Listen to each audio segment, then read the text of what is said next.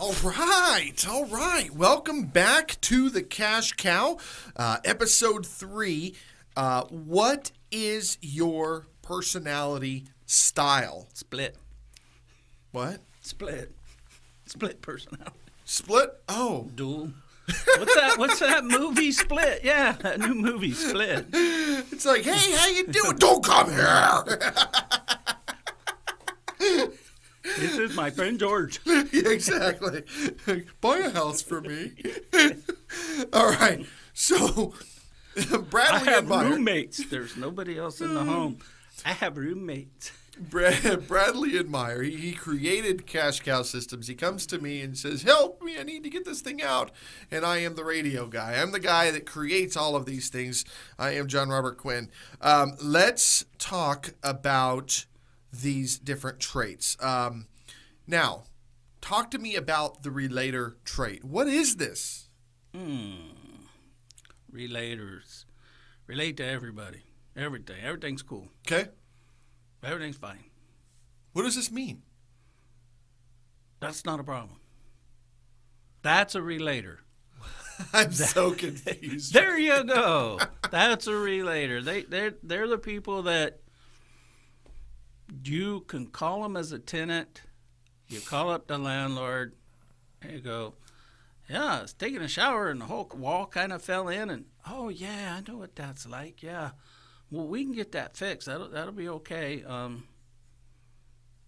Yeah, everybody's fine, right? Yeah. Oh yeah, okay, yeah. I could relate, no problem. We got. You know, I kind of thought that might be a little weak, but we just didn't get around to fixing it. And a tenant on the other end is going, what the hell else is going to happen in this house, and how soon can I get out of here? It almost sounds like the BMW I just bought. Yeah. It'll be good, Quinn. Don't worry. That's the smoke coming out of the windows. Not a problem. I call up the dealership, and they're like, hey, Quinn, hey, how you doing? What's going on, man? And I'm like, the car is smoking. Oh, man, that really sucks. All right, well, what? Bring it. Cubans? Is it smoking Cubans or blunts? Bring it back in, and we'll take a look at it. Well, no, I'm done bringing it to you. Yeah. I'm bringing it to my attorney now. I'm going to talk about you on the radio for the next 6 months. Well, That's a relator, right? Yeah, that's a relator. Okay, so how is this? They want a relationship. They want everything's happy and warm and fuzzy, and it's all good. And they're your new best friend. They've known you for a month, but everything is cool.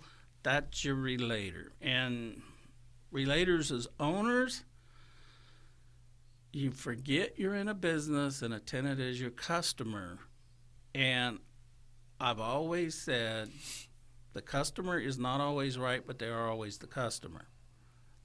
Until they're no longer the customer. Until I cut them loose and send them on their way. And you're back to expectations. You tell them what to expect up front from you. You tell them what you expect up front from them.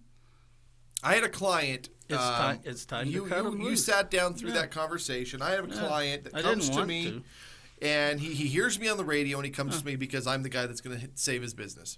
And I tell him, okay, you need to do this, you need to do this, and you need to do this. And he goes, okay, great. I'll have everything to you by 5 o'clock. Okay, great. 5 o'clock comes, nothing. Goes. All right. 5 o'clock tomorrow. I call him the next morning. 5 o'clock next week. Well, no. I called the guy the next morning, and he says, all right, well, here's what I'm going to do. I'm going to do this, but I'm not going to do this. Okay. Well, that's it. All right. So this is what it's going to cost. Okay. Well, we'll set up a payment plan. Okay. Well, we never talked about that. Okay. Well. All right, well, we'll set up a payment plan. When are you going to have payment? I'll have payment to you today. Okay, today comes, guess what happens? Nothing happens. I call him this morning, which is day 3, and he goes, he answers the phone. Hey, I'll get everything over to you. Well, no, that's not the problem. Well, what's the problem? You're the problem. Man. What do you mean I'm the problem? You're the problem because you set expectation number 1, say you would have it done and you didn't. You're the problem because you set expectation number 2 and you failed to do that too. And how am I supposed to provide you with quality when you're not even being honest with me? Yep. I said, look, your business is not going to grow until you do exactly what I tell you to do. Because you came to me, I'm the expert, I'm the professional, you're the client. you want my advice, you want me to help your business, you have to do it exactly the way I tell you to do it, or it's not going to happen. It's just like you go to your doctor, and the doctor says you need to not smoke, you need to not drink, you need to eat healthy, and then you turn around and you grab a Big Mac on the way home, and you feel like crap, and you call your doctor back, and the doctor goes, gosh, that's weird. Did you not smoke, not drink, and eat healthy? Well, I had a Big Mac. Well, then what do you expect? Yeah. And you do that with tenants. You tell them what to expect, and then they don't perform, and you let them slide because you're working from fear now. Well, what if they don't pay the rent, and well, how hard is it going to be to get another tenant, and well, what if they trash the place? And well, what if you start off with all the way back at the application process?